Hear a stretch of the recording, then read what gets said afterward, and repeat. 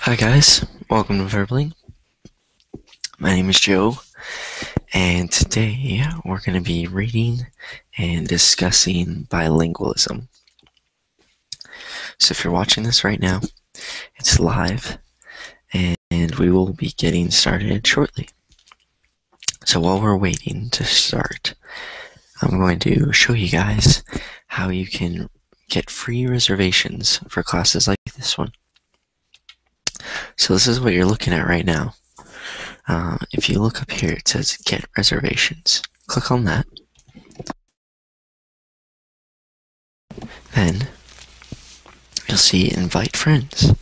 Click on that. And here you'll see your own special link. If you copy that and post it on your Facebook, your Twitter, send it to your email contacts, post it on your Tumblr, your Blogspot, whatever, then you'll get one free reservation for each friend that signs up. So it's pretty simple. That's how it works. Today in this class, I have about 3 reservations. So there should be 6 other spots. But a little bit about myself. I'm from Phoenix, Arizona. Oh. Hello, Ali. Hi, how are you doing? Good, how are you doing? Thanks, fine. Doing well. Good, where are you from? I'm from Azerbaijan. Azerbaijan, okay. And Caucasus. yeah, okay. And what time is it there? Actually, I'm in Turkey now. Yes, it's 6 o'clock p.m. It's 6 p.m. now in Turkey. 6 p.m. And in Azerbaijan, it's 8 p.m. Okay, so okay. Where are you? Where I am, it's 8 a.m. 8 a.m. Yeah. 8 a.m. And which is it USA? No, in the state, it's 8 a.m. So I live in Arizona, which Arizona. is, yeah, it's near California. Yep. Yeah. Cool. It looks like we have some more people joining us right now. So I think we should be getting started soon. I know that there are 3 reservations, so I'm guessing it's you guys. And then everybody else should be able to join in 1 second. So let's see. Is the Verbling chat working for you guys? It looks like working for me. Yeah? Can you type in something? Yeah, I'll try it right now. It is not working for me. That's strange. It's not working for me either. Yeah, okay, it does not seem to be working today, which is okay. I'm typing something. Can you see? Okay, yeah, that's in the Google chat. It's Google Chat, okay. Yeah, so if everybody could open up that, then we can communicate that way. So look to Manel, both are working. Okay, it's not working for me. So we're just gonna stick with the Google chat. So look over here, and you'll see it says chat up there. So go ahead, click on that. I think the only people who have not clicked on it are Samir and Gary. Okay, so I think 1, 2, 3, 4, 5, 6. So we have 3 more spots if anybody else would like to join. But we'll go ahead and get started. Hi guys, my name's Joe. I'm from Phoenix, Arizona. And Arizona is near California. So if you know where Los Angeles is, or if you've heard of it, the city that I'm from is about a 6-hour drive from LA, or San Diego, if you know where that is. And today we're going to be reading an article which I posted or I attached it to the class. If you didn't see it, don't worry, I'll post it here. But we're going to be reading that just to work on reading, maybe learn a few new words, maybe a few new expressions, and then after that, it's going to be just a conversation / debate about bilingualism, which is the topic for today.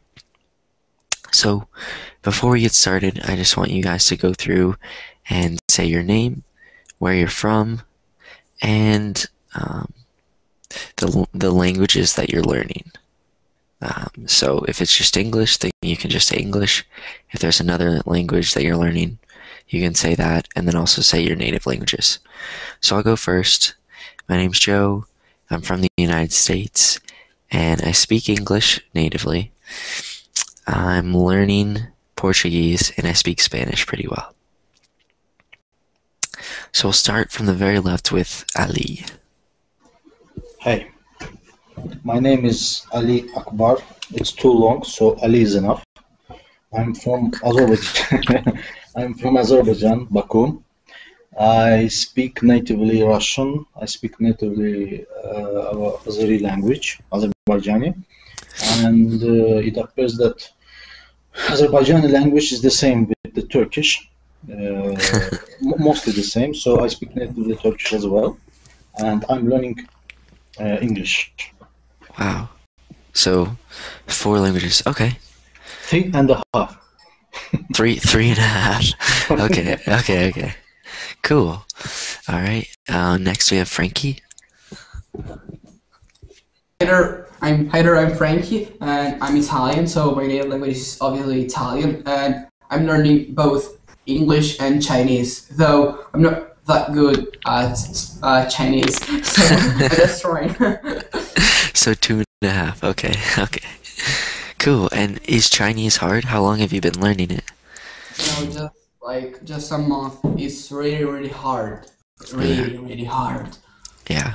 I mean, I can understand because the orthography is different. Like the letters that they use, they don't use Latin-based letters. So Yeah. Okay. All right. Gary.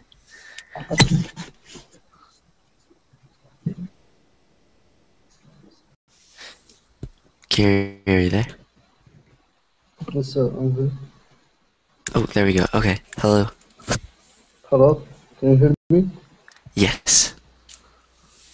Hello, can you hear me, sir? Yes, Gary, we can hear you. My name is Gary. I'm from Mauritania, in Africa. My native one. Yes, my name is Gary. I'm from Mauritania. Okay. And My native language is Arabic. Uh-huh. I learn French and English. French. Wow, French and English. Okay. And which is harder, French or English?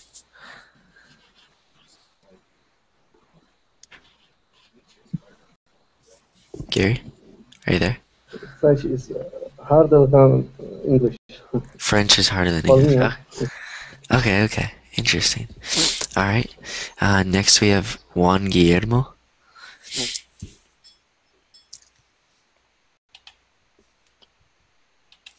Juan, are you there?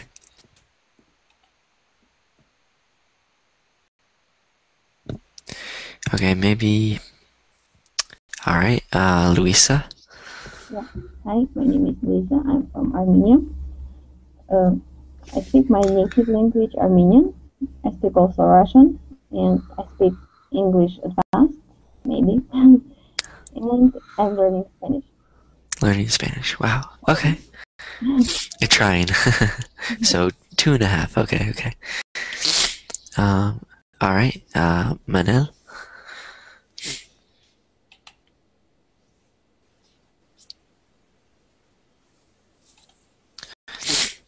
Manel, Are you crying?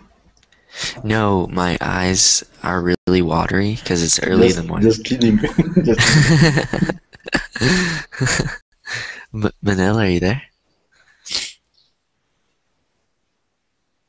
All right, maybe Manel's microphone is not working.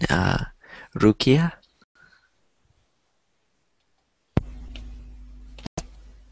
Hello.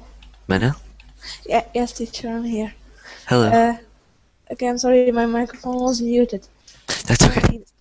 My name is Manal. I am from Ontario. I natively speak Arabic, and our second language is French and English. But I'm not learning any language yet, new other language yet. Just English, French, and Arabic. Just English, French, and so do you speak French fluently? Well, because we studied in school like for a very long time, but I was focusing more on English, so I can understand French very well, but to speak it, I still have some difficulties. Okay. Yeah, I'm Interesting. not very fluent. Okay. So are you only learning English now, or are you also learning French? Like practicing French? Well, I practice my I try to practice my speaking because listening I'm good, but speaking I try to practice it more Okay. with people. Yeah, that would be a good idea. Interesting. Mhm. All right. Next we have Rukia. Are you there? Hello, hi. Hello. Yes. Okay, should I introduce myself? Yes, please. Okay. Hi, I'm Ricky. I'm from Tunisia. What else should I say? Because I didn't really catch the class from the beginning, so I'm not sure what should I say. That's okay. So name, where you're from, and then the languages that you speak. So your native language, and then the languages that you're learning. Okay. Okay. Well, my native language is Arabic, and I can speak a little bit of French, English, a little of German, some Japanese, and I'm learning also Esperanto. So, Wow, I didn't even but count I'm that. still beginner. Beginner. Okay. Esperanto. I've heard of that, and I know it's not extremely popular. I mean, I don't know the facts on it, but Okay. can I ask why you chose to learn Esperanto and how that's Well, going? yeah.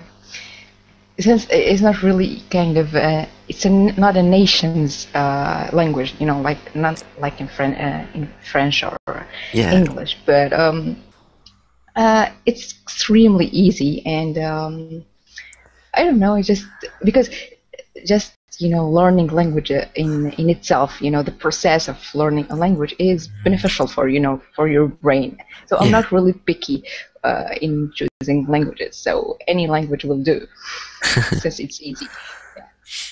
Okay, That's all. and that's cool. And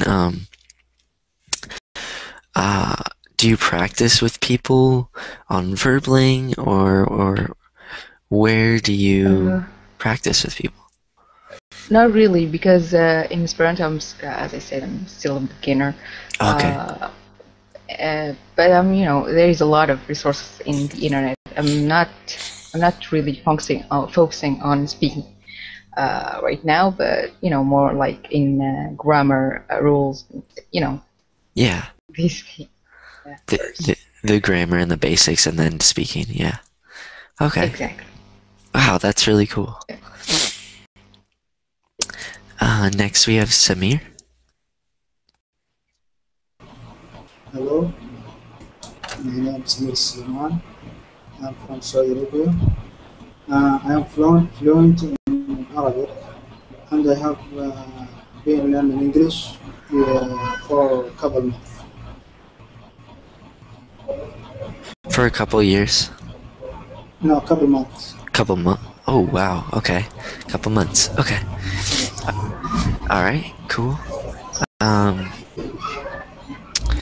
That's cool. All right. So I think that's everybody. It sounds like somebody's microphone is picking up a lot of background noise. It might be. So if you guys can, when you're not speaking, just mute your microphone.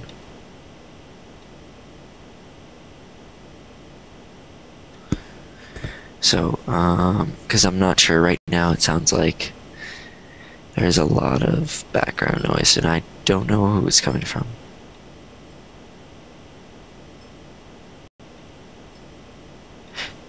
Do you guys...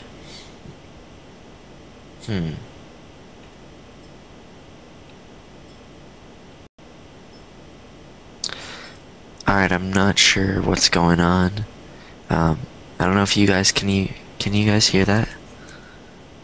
Yeah, strange. And now just... Yes. That's weird. Okay. Oh, Jose, I think you didn't get a chance to introduce yourself. Yeah. Yes, I'm Jose, and I'm from Colombia. I study Russian, Japanese, English. Yeah. Wow, Russian, and so which one's more difficult, Russian or Japanese? Well, I think in the pronunciation part it's Russian, but in the grammar it's Japanese. Japanese. And how come? Yeah. I've never studied Japanese, or well, I studied Japanese a little bit. Like I was studying vocabulary once, but I've never studied like the grammar of Japanese. Why is it difficult? Because you have to learn katakana and hiragana, all the symbols, you know. Yes. Okay.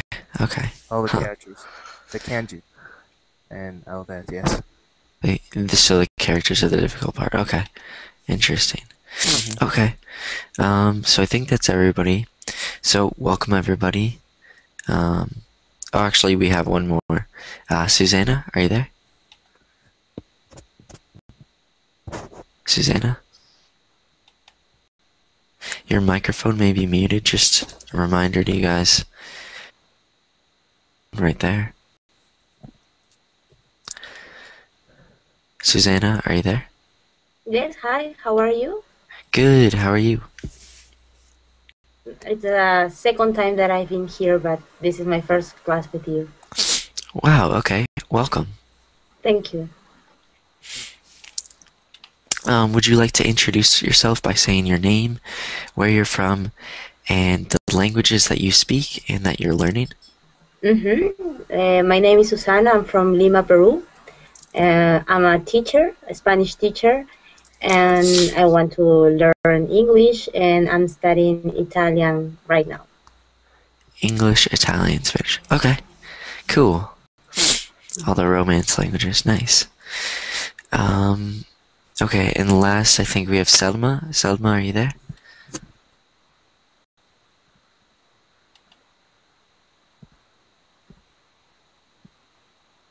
Selma, can you hear us? Okay, maybe her microphone is not working, so when she gets that working, she can introduce herself, but we'll go ahead and get started. So like I said, we're going to be reading this article together. So we're going to read this and discuss it a little bit, and then discuss bilingualism. So I posted the link in the Google chat, so go ahead up here, click the Google chat, and you should see the article. And I'm also going to pull it up on my screen, and we're going to read it, learn a little bit about what this article has to say about bilingualism, and then discuss it, whether you agree, disagree, or what your thoughts are on bilingualism. So, does anybody have any questions? No. No. Okay. All right, so go ahead, open up the article, or if you don't want to, I have it open on my screen. Would somebody like to begin reading first? We're just gonna have you guys read like a small section, like a paragraph or two, and then basically call on somebody else to read. I can start. All right, perfect. Okay, bilingualism good for the brain, researchers say. The skill helps improve multitasking and prioritizing.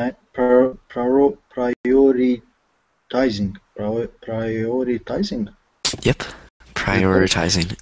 Prioritizing, and helps ward off early symptoms of Alzheimer's disease, experts say.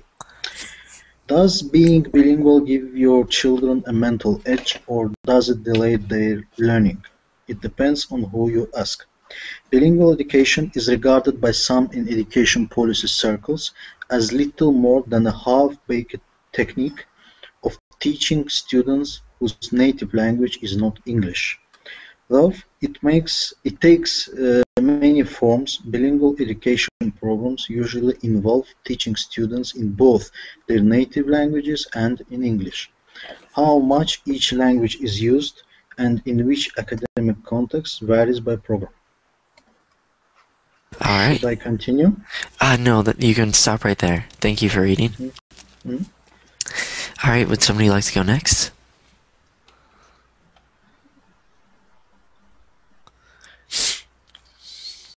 Anybody?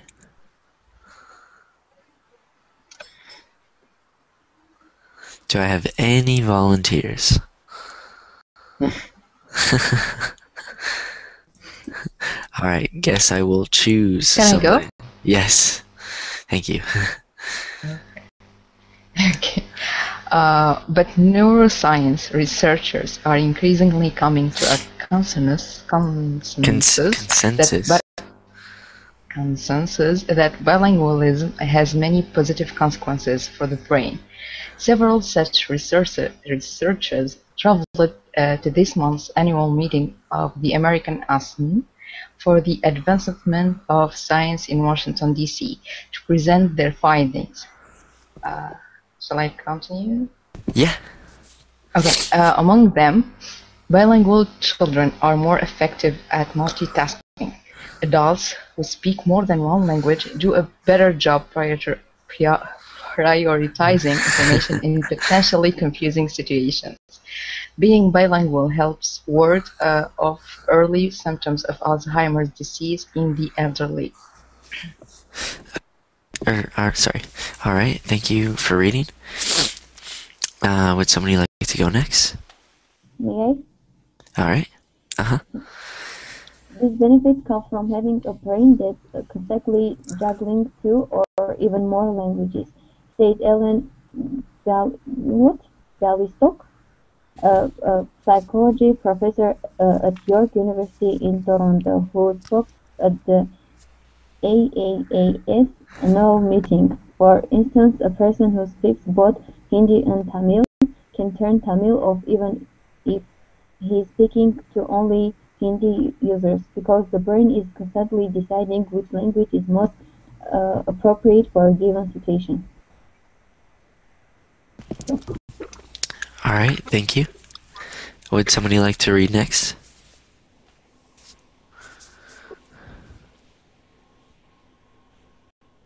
All right, thank you. Would somebody like to read next? Anybody? All right, mate. Yes. Okay. This constant back and forth between two linguistic systems means frequent exercise for the brain's so-called executive control functions, located mainly in the prefrontal cortex. This is the part of the brain tasked with focusing one's attention, ignoring distractions, holding multiple pieces of information in mind when trying to solve a problem, and then flipping back and forth between them. Good, thank you. If you want, you can continue, or see if somebody else wants to read. Sure. I can continue. All right. If you walk into a room, there's a million things that you could attract your attention. Bialystok said, "How is it when we manage to focus at all? How does our mind pay attention to what we need to pay attention to without getting distracted?" Okay. All right, thank you. Would somebody like to go next?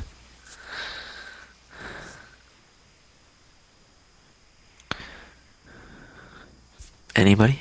Yeah, come on.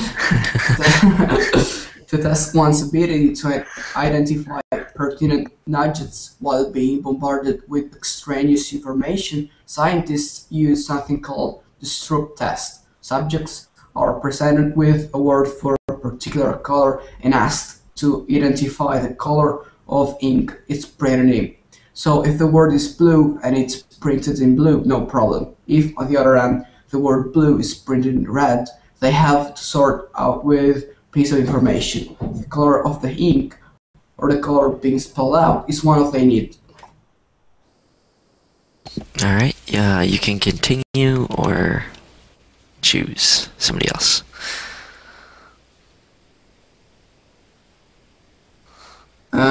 Well, let's continue. This is extremely hard to do because it's terribly difficult to block out the information from the word said. In the monolingual speakers, this kind of mental approval will have 240 milliseconds to their reaction time, a significant delay in their brain reaction turns. Bilingual people, on the other hand, take just 160 extra milliseconds to sort this out. Theorizes that it's because they used to prioritizing information in potentially confusing situations all day.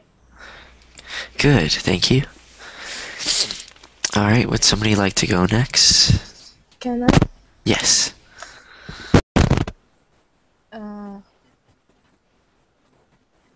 Yes. Bilingual speakers rarely use the wrong language with a monolingual speaker, but if the listener also knows both languages, speakers can switch between them to most accurately express their thoughts.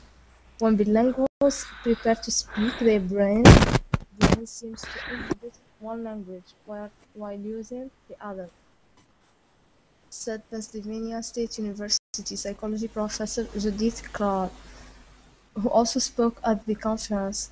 This effect, she added, is much more noticeable when the speaker chooses their weaker language instead of their dominant one. Alright, thank you. Would somebody like to go next?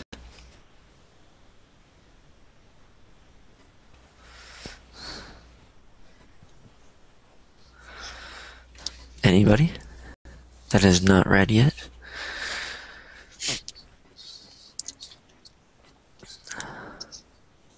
Alright, I'll read a little bit then. This ability to quickly block the momentarily irrelevant language is a mental workout that enhances the brain's executive control functions. Learning to juggle two languages in the brain is a skill that probably deserves credit for bilinguals' cognitive advantages. Although researchers emphasize this doesn't mean they learn any better than people who speak only one language, but it does keep the brain more nimble, allowing bilingual people to multitask better, pick out key information faster, and more effectively ignore surrounding distractions. Yes. Yes, would you like to read? Yeah. Alright. Those advantages aren't just useful for school children. They last over the course of a lifetime.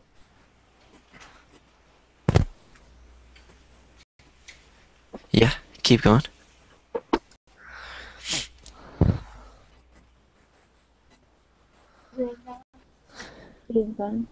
Did he disappear? Yes. Okay then. I guess he only wanted to read one sentence. Would somebody else like to read, or do you guys want me to read? I don't know. I mean, I don't know if you guys prefer reading or if you prefer hearing me read. I know this article, we're almost done with the article, so I can read the rest, or would somebody like to read? I can. All right. I can read the last. Okay, do you want to pick up where he left off? He stopped at a study published last year in the journal. Yes. A study published last year in the journal Neurology by 211 patients diagnosed with Alzheimer's and found that those who spoke only one language saw the onset of their first symptoms 4 to 5 years earlier than their bilingual peers. While knowing two languages doesn't fight the disease, it does strengthen those parts of the brain that are susceptible to dementia's early attacks. allows them to withstand the also much longer. Yet public schools are moving away from bilingual education and have been for some time. In fact, this shift has been fueled by political beliefs, as the children who speak multiple languages typically come from immigrant families. All right, thank you. Would somebody like to read the Alright, can I last? go next? Yes. Alright. Yet public schools are moving away from bilingual education and have been for some time. In part, this shift has been fueled by political beliefs, as the children who speak multiple languages typically come from immigrant families. Bilingualism has always been a political hot-button issue, just one step removed from immigration. Say Kenji Hakuda, a psychologist at Stanford University School of Education. May I continue? Yeah, of course. Alright, with schools focused on getting children to speak English as quickly as possible, parents should want their children to reap the benefits of being bilingual should be sure to continue speaking their native language in the one setting they can control, the home. You're basically in a society in which English is the language of power, Akuda said. If parents switch back and forth between English and another language, he added, they're likely to raise a monolingual English speaker. Good, alright. Done. So, Okay. thank you. Okay. Mhm. So that's it for the article. So kind of to summarize a little bit, basically what they said was bilingualism allows you to think quicker, prioritize better, and ignore distracting elements that that might distract a monolingual speaker.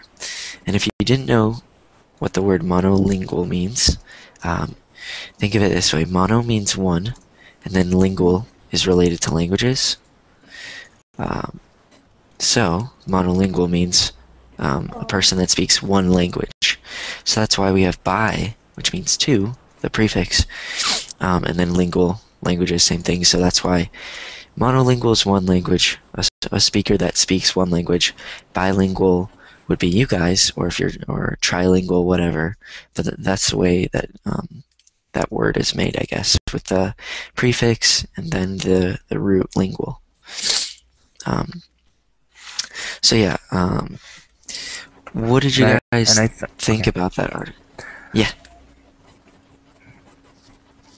Yeah, Jose? Yes, and I think polyglot or poly comes from 5 languages. For people who can speak 5 languages, poly? One more? Yeah. Yes. Yeah, Okay. I think correct. you're right. I was Yeah. right, I was right. Because it goes monolingual, bilingual, trilingual. I don't know what it is if you speak 4 languages, but polyglot is then 5 or more. 4 languages or more. Yes. Bilingual is people who can speak two languages. People who can speak 2 languages, what? They are bilingual. Yes. Yeah. If they can speak 3 languages, maybe they are bilingual people. Yeah, so bilingual would be anybody that speaks 2 languages. 2 languages, yes, I got it. Yeah, and then trilingual is 3. Yeah, multilingual you could say more than 2. Some people say trilingual, but I think multilingual, Selma, I think you're right, is more common. Yeah. Okay, so what did you guys think about that article? Did you think it was interesting? Was it boring? Did you agree with that? What do you guys think about the article?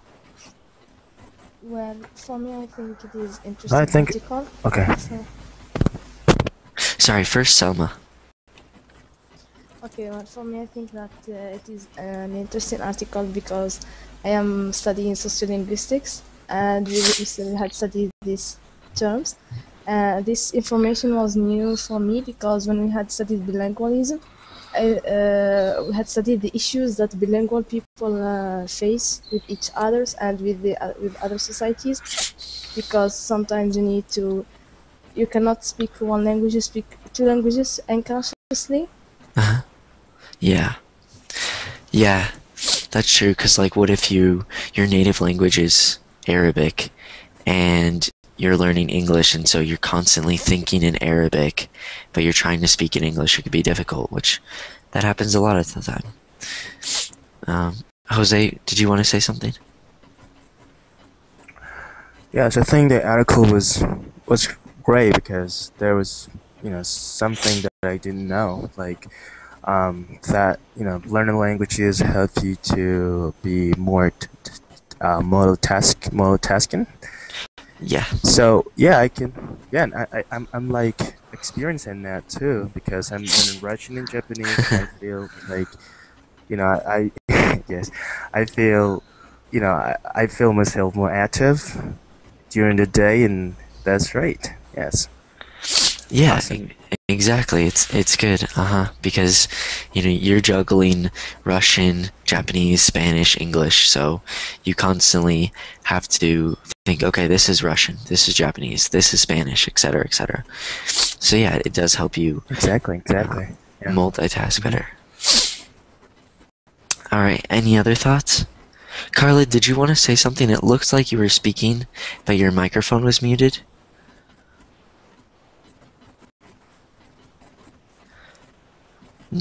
Okay, maybe not. Anybody else want to share something? Any thoughts? Well, Yeah, I have. I took part in your class later, but I think the topic today is actually very exciting, and uh, I'm as an English in my second language, so I think it's very good for me to become a bilingual language. I mean, I can fluently my native language and English language.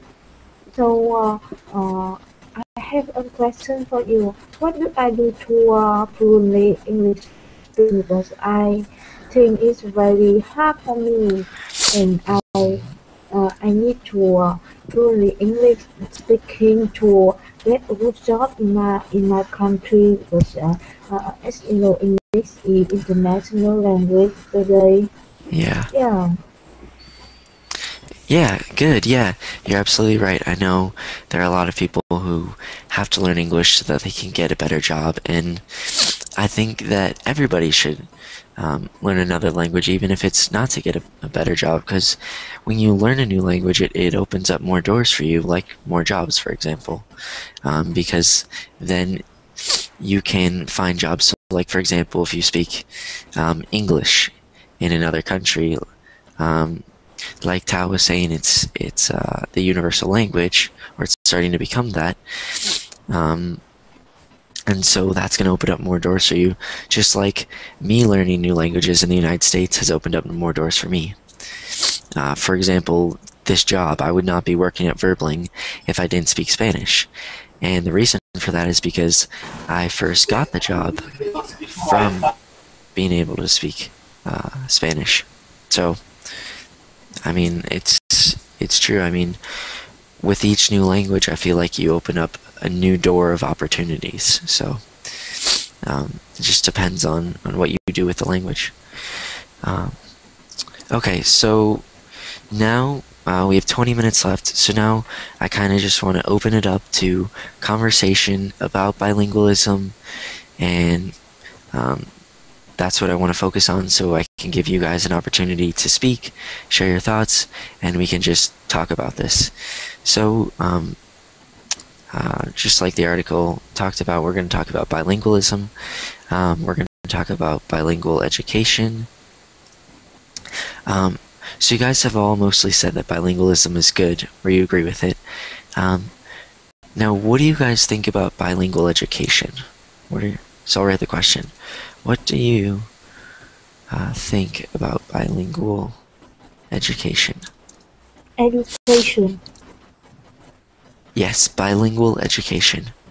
So, it mentioned in the article a little bit about bilingual education, and I'm not 100% sure how, I mean, I've done a little bit of research, but they say that they teach, so for example, bilingual education in Colombia, maybe, they would teach some classes in English and some classes in Hi, Spanish. Joseph. Hi, everyone. Hello. Hello. It's Hi. Mahmoud. What was that? I'm Mahmoud. Oh, hello, Mahmoud. How's it going? Good. What about you? Good. So the question right now is, what do you think about bilingual education? Are you there? Bilin what? Bilingual education. Okay. Yeah, I don't know Bilin. Got my headphones. Okay. I understood. Okay. So bilingual education. Now there are different programs for bilingual education, but let's just simplify it and say teaching two languages You get that sentence? in school. So we'll just put it at that. So what do you guys think about that? What do you guys think about bilingual education? I think it is great. Sorry, what was that, Louisa? I think it is a great idea and important part for education. Important part for education. Okay, yeah. I think bilingual education is better than bilingual education because if school or university teach only one language, they can have opportunity to focus on improve language and spend more time to develop one language. So I think they can intensive language. Yeah, I think you're right, yeah. I mean, they need time to develop the language. Yep, you're absolutely right. But you think that it's a good idea. Good. Anybody else want to share thoughts? Hi, teacher. Oh, hello. Yeah, I'm connecting from Venezuela. I got late for your class, but I'm trying to understand the context of the subject conversation. Okay? But about your question, I think learning new language is important, not only because well, it's important, okay? But I think it's important as well because behind every language you can find a specific culture. So that is good for you to try to understand Another culture.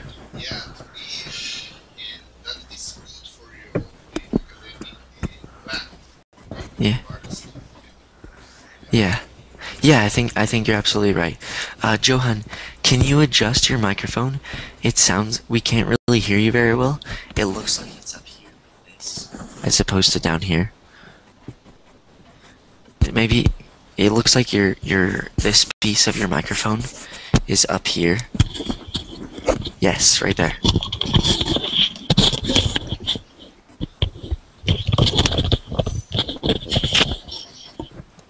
Better.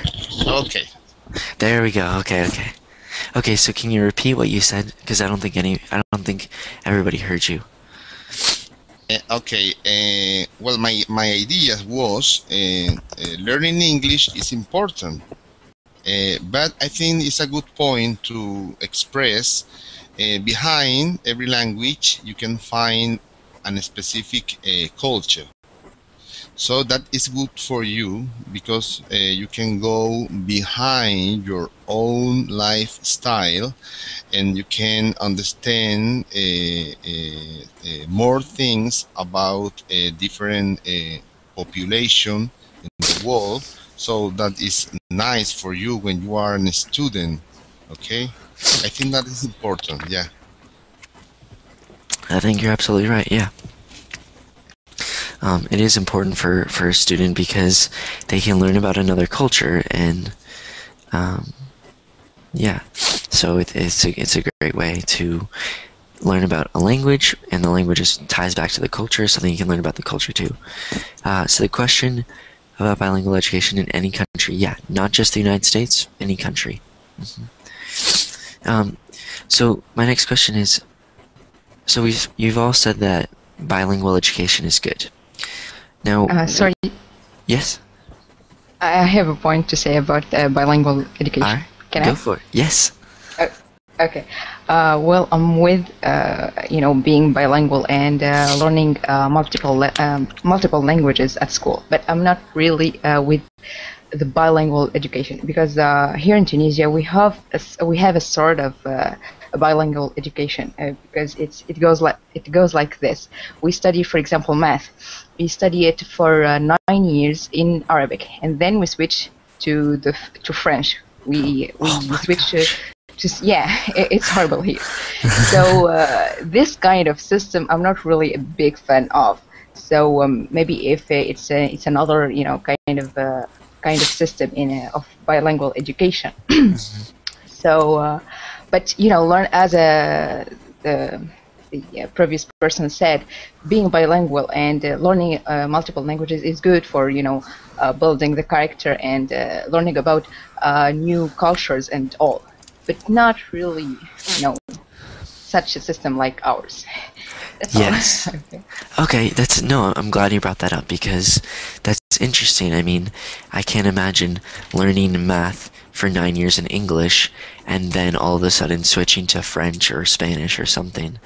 I mean, Yeah, that sounds very difficult, especially because math almost has its own language. So Yeah. I feel like that wouldn't work very well. And did it work very well? I mean, did people struggle? What happened? Well, for me, it wasn't really since just you said that math it has its own languages. So the differences between Arabic and French, it will just be in the names, from A to another letter, something like that, but not in the rules, in the basics. But yeah, there are a lot of persons that really struggle it to get to get going. Yeah. Oh boy, I bet. Okay.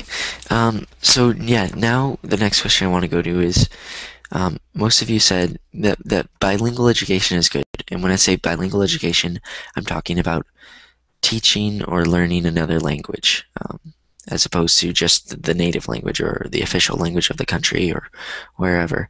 But what is the best way to teach it? So should it be like one class where you go to the class once a week? Should it be a class where you go to it every day? What should be the best way to... Well, I think the best way... Okay, sorry. you're gonna go first. All right. Okay, Jose. Or well, Frankie. I can talk about my experience. So, like we've got our chemistry books, and there we have like English dedicated pages, and so we're supposed to learn it, right? We're supposed to learn all the words in either Italian and English, but my chemistry teacher doesn't even know what English is. So, how do we manage to do that?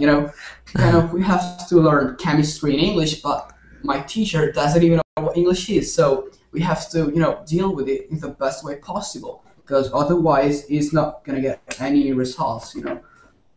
Like we're supposed to at the end of the high school, you have to do your exam. One subject has to be done in English. So, we have to study like mathematics or science in English, but our teacher really do not speak English. So, how do we manage that?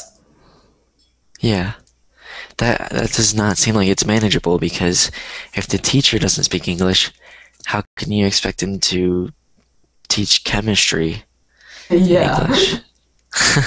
That almost sounds like what Rukia was saying about teaching math in French. I don't know. That would be same thing. Chemistry would be difficult because all of the technical terms would be really difficult for an Italian speaker in English, or vice versa. Whatever.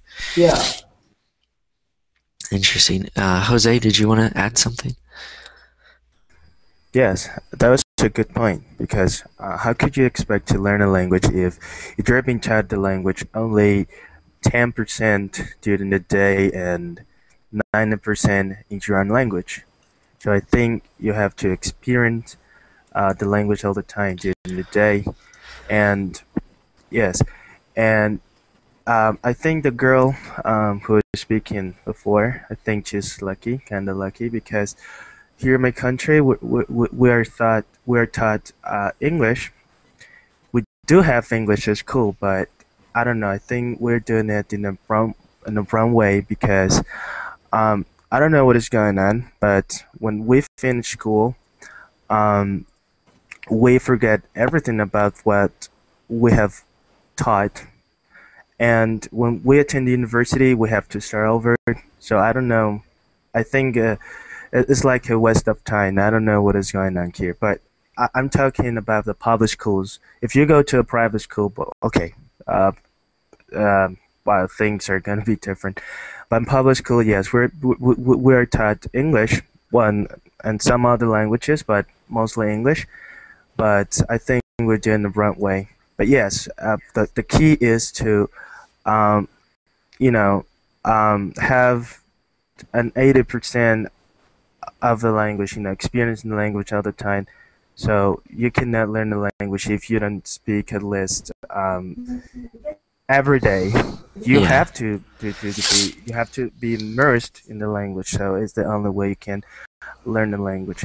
So I that's what I'm doing with Russian and Japanese. I wake up at 5 o'clock in the morning, and I study 1 hour of Russian and 1 hour of Japanese every day. And I think the key is the discipline. If you don't have discipline, nothing's gonna happen. So I think that's the key in this. That's my point. Good. I think that's a really good point, especially the discipline part, but even more of what you said about 80% in the language and then 20% in the other language. Does anybody else have any thoughts?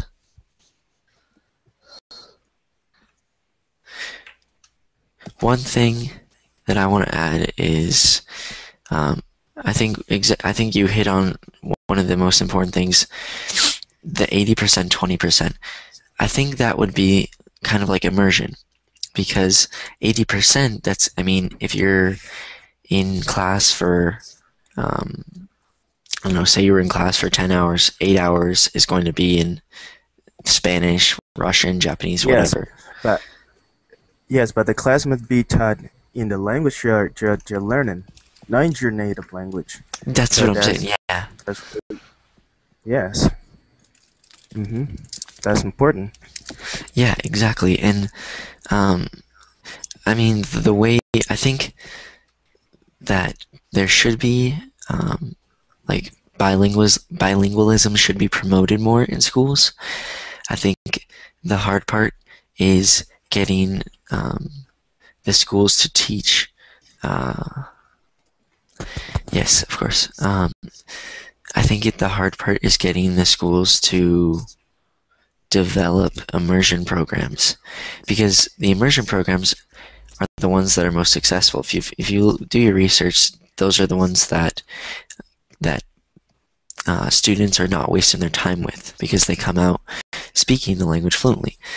And I think the hard part, at least I find this hard for me in the United States, is that when I went to school, I went to a public school, and I'm writing an essay on this actually.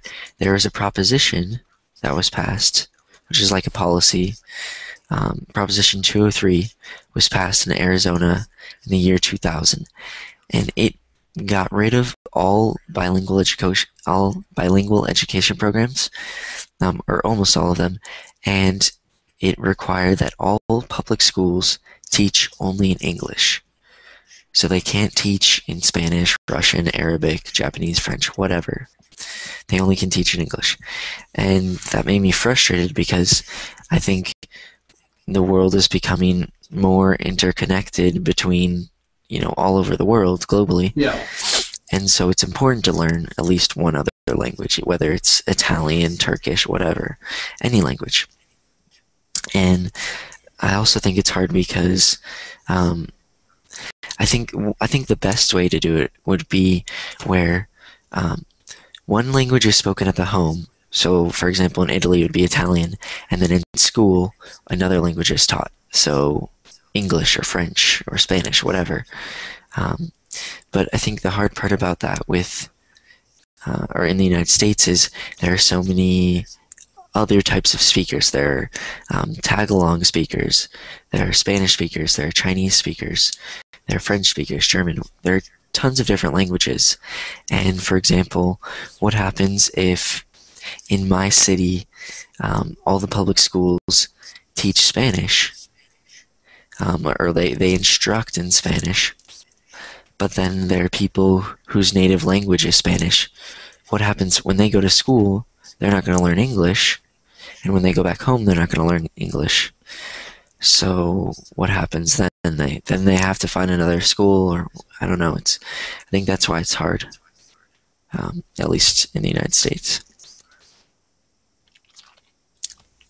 So what do you guys think about that? Yeah, Frankie? I mean, it's not only in the United States. Like here in Italy, we are having a huge immigration process. So we got plenty of Arabic people here, really, really plenty. So they at home they speak, they don't speak in either English or Italian. They speak Arabic.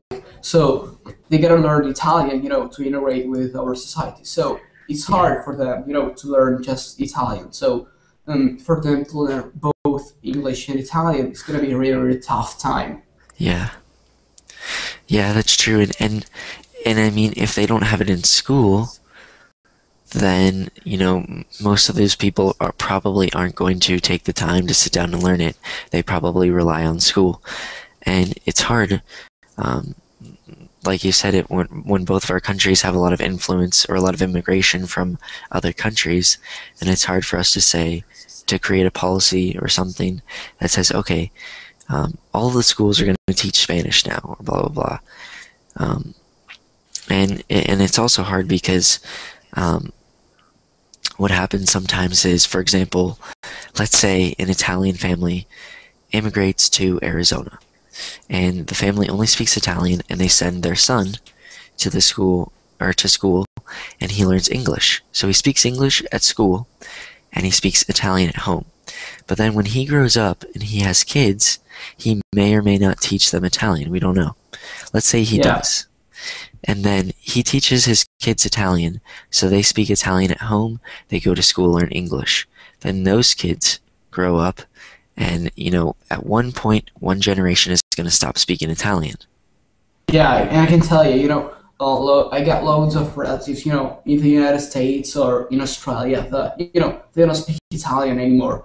Exactly. And when we do like the family meetings, we have to speak English. So like both my parents have learned English just to to connect with all the family. Yeah, see, I learned about this in my linguistics class, and that's how languages die. So, it's hard because we want to, what I don't want to happen, is I know English is considered the universal language because if somebody from Russia goes to Germany or maybe, I don't know, Argentina, then the language that they're probably going to try to communicate in is English. hopefully, because the languages are so different. But what I hope does not happen is that everybody learns English and then languages start to doubt. I mean, I know that would have to, a lot of time would have to pass for that to happen, but I think that's why we should promote bilingualism, because otherwise everybody is just going to end up monolingual, or everybody's just going to speak English, and then we're going to lose all of these languages that are part of the culture, the heritage, everything. So I don't know, it's interesting. Does anybody else have any thoughts? Does anybody disagree, agree?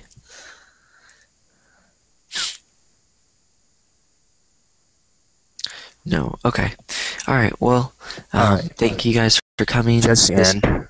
Yeah. Okay. No, you want to add something? Yes. Okay. Yes. I want to thank you for the class. That was very interesting, and I think it's the first time. Well, it's my first time here in Verblin, and with you also. And I think I saw you speaking Spanish on YouTube. But I'm not sure. Probably. Yes. Yes, and you did it pretty well. Thank you. Thank you, Jose. You speak very good. Thank you. I mean, just from practicing on Verbling, just in case anybody else is new, I'll show you real quick so you can see Jose and everybody else. But if you're, learning Russian or whatever, or Japanese, any language, so if you go to settings, go to edit languages, you can add the languages that you speak fluently, and the languages that you're learning. Click save, then go over to friends, and you can practice one-on-one. And I've been studying Spanish for 6 years, but the majority of my practice speaking and listening has come from practicing with people here on Verbling. So I'm just scrolling through. I have it set to Portuguese right now because I'm also learning that. But what you can do is add to contacts that you can see when they're online, and you can call them. Or you can just connect automatically, turn this on, and then whenever somebody's ready, you'll connect with them. So that's why I have 6,000 minutes, 22,000. So like all of this, because like I was telling you guys before, I used to work as an administrator on Verbling, so that's why I have so many minutes. But I mean, during that time, I spoke Spanish and English, so that's where all of my practice has come from Verbling. And Jose said I did a pretty good job speaking, and I can thank Verbling for how well I speak right now, for that fluency. So if you guys are learning another language, or even just with English, you can do it. If you're too nervous to speak in front of a class or in a class, what you can do is go and practice one-on-one until you become a little bit more comfortable, and then come practice in class. But that's also a great way. I don't think a lot of people know about that, because right now we're focusing on the classes, but also keep in mind that you can do that and practice one-on-one.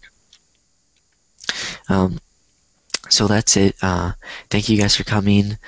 Thank you guys for participating. This has been an interesting class for me.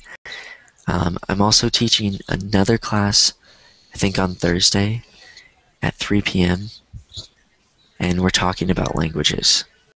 So it's another, it'll be a debate. We'll talk about should English be taught in all schools? Should this language be taught in all schools? So it's going to be an interesting debate related to languages. So if you enjoyed this class, come 3 p.m. Thursday, and 3 p.m. is in Mountain Standard Time, so you can look that up to see what the difference is. And my Verbling teacher profile, I will share that with you. It is, here you go. Here is the link. So if you want to follow me, and you can get updates about my future classes. And last thing, I have a Facebook page, so if you have questions, or if you'd like to follow me and see my future classes, then what you can do is like my Facebook page, and usually on Mondays or Tuesdays, I'll post my schedule for that week, so you can see, okay, Joe's teaching a class on Wednesday, and it's about this, etc., etc. And also, if you have questions in general, you can ask me. So that's it. Thank you guys for coming. Thank you for participating. Thanks. Have a great day. See ya.